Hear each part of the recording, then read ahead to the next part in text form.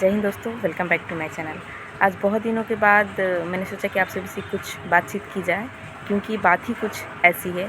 और वैसे आप सभी का कहना रह रहा है लगातार कमेंट में, इंस्टाग्राम पे या फिर यूट्यूब पे, कि दीदी आप किसी भी टॉपिक पे वीडियो क्यों नहीं ला पा रही हैं। तो जैसे कि आप सभी को पता है कि पूरे भारत में लोकसभा का इलेक्शन चल रहा है और अपने बिहार में भी फर्स्ट और सेकंड चरण हो गया है, तीसरा चरण चल रहा है, जिसको लेके अभी हम लोग सहरसा में आए हुए हैं। और फर्स्ट ड्यूटी हमारी गया में थी, दूसरा पूर्णिया में। तो लगातार हमारी ट्रैवलिंग चल रही है एक डिस्ट्रिक्ट से दूसरे डिस्ट्रिक्ट में, जिसकी वजह से काफ़ी हम लोग लगातार ट्रैवलिंग करने की वजह से टाइम नहीं मिल पा रहा है। इसकी वजह से मैं वीडियो नहीं ला पा रही हूँ।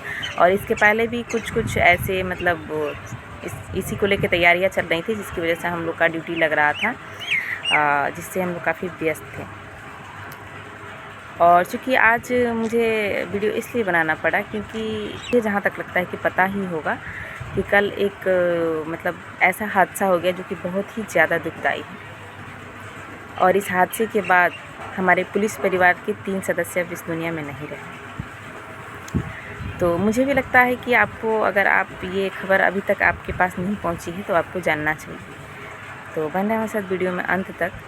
तो जैसा कि आप सभी को पता है कि अभी बिहार में तीसरे चरण का मतदान होना बाकी है, जो कि 7 तारीख को होना। इसी को लेके कुछ पुलिसकर्मी जो पूर्णिया में इलेक्शन कराने आए हुए थे, और वहाँ से इलेक्शन कराने के बाद उन्हें अब सुपौल भेजा जा रहा था, जो कि बस से आ रहे थे। और बस से आने के दौरान में वो रास्ते में कहीं 3 बसें थी। वैसे बहुत सारे बसें निकली थी जो सुरक्षित अपने जगह पे, सुपौल को या फिर जहाँ जिसको जाना था वो पहुँच गए। और 3 बसें जो थी वो लोग खाना खाने के लिए किसी लाइन होटल के पास सड़क के किनारे लगाकर, कुछ लोग बाहर थे, बस से बाहर, और कुछ लोग बस के अंदर थे।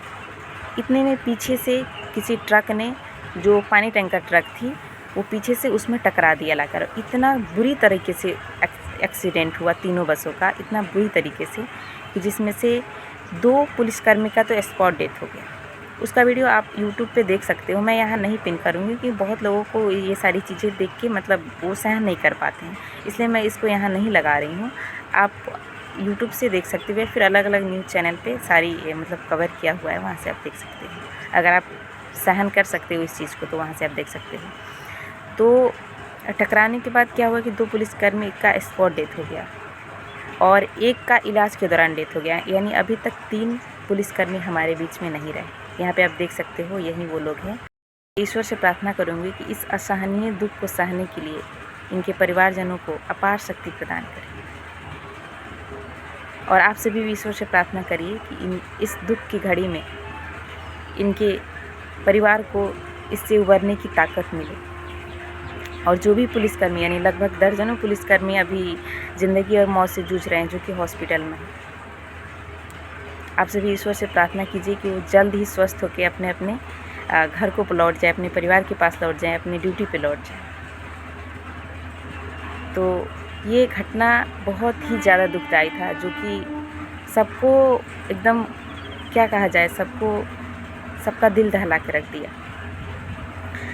तो मैं आप सभी से यही कहना चाहूँगी, जो भी किसी भी वाहन के ड्राइवर हैं, अगर आप अपने आपे में रहो, होश में रहो, तो ही गाड़ी ड्राइव करो। क्योंकि आपको अपना और अपने फैमिली की चिंता तो है नहीं, क्योंकि चिंता रहती तो आप ऐसे ड्राइव नहीं करते। अब आप लोग कहोगे कि ऐसा हो जाता है, तो देखिए, इन केस ऐसा होता है कि वाहन में कुछ प्रॉब्लम हो जाती है, लेकिन कई बार आप लोग देखोगे कि जो वाहन चालक होते हैं, मैक्सिमम जो होते हैं ड्रिंक किए हुए रहते हैं, जिसकी वजह से ऐसी केसेस मैक्सिमम देखने को मिलती है। तो मैं उन लोगों से हाथ जोड़कर विनती करूंगी कि आप कभी भी, अगर आप अपनी ज़िंदगी, अपने परिवार का नहीं सोच रहे हो, तो कम से कम दूसरी के परिवार का और दूसरे की ज़िंदगी नहीं बर्बाद करें। बताइए, उनकी क्या गलती थी?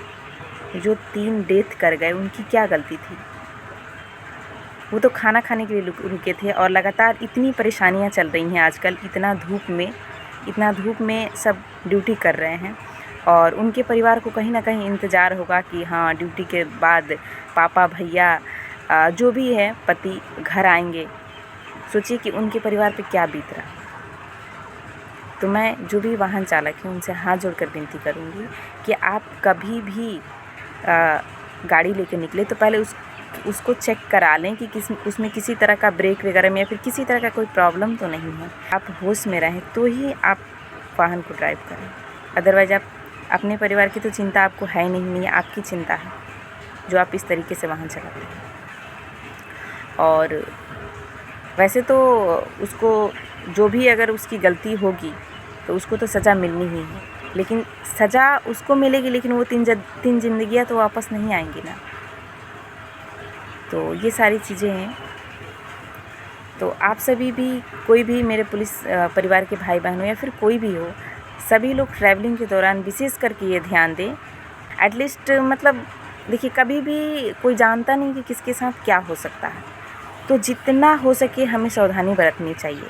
और हम लोगों को भी लगातार मतलब बस से ट्रैवलिंग हो रही है, एक ज़िला से दूसरे ज़िला लाया जा रहा है, तो कभी भी आप हड़बड़ी ना करें चढ़ने में, उतरने में, या फिर कई बार ट्रेन से भी सफ़र करना होता है तो लोग क्या करते हैं कि ट्रेन स्टार्ट हो गई, थोड़ा धीरे, तो सोचते हैं चढ़ जाएंगे, नहीं तो यहाँ 2 घंटा 4 घंटा बैठना पड़े।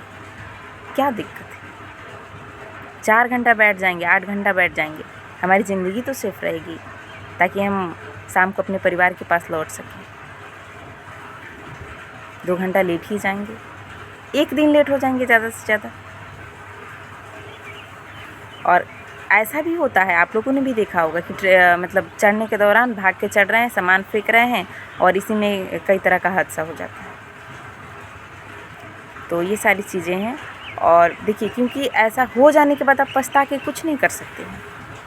जैसे बस में जो लोग बैठे होंगे और कुछ लोग बाहर थे, तो वो लोग सोच रहे होंगे कि काश मैं भी निकल गया होता बस से बाहर। जो उस दिन एक्सीडेंट हुआ, ये बहुत ही ज़्यादा दुखदाई घटना है।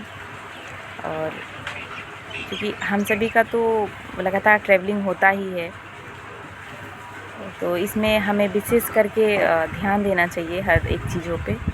तो ये सारी चीज़ें थी जो कि बहुत ही ज़्यादा मतलब दुखदाई है, असहनीय है।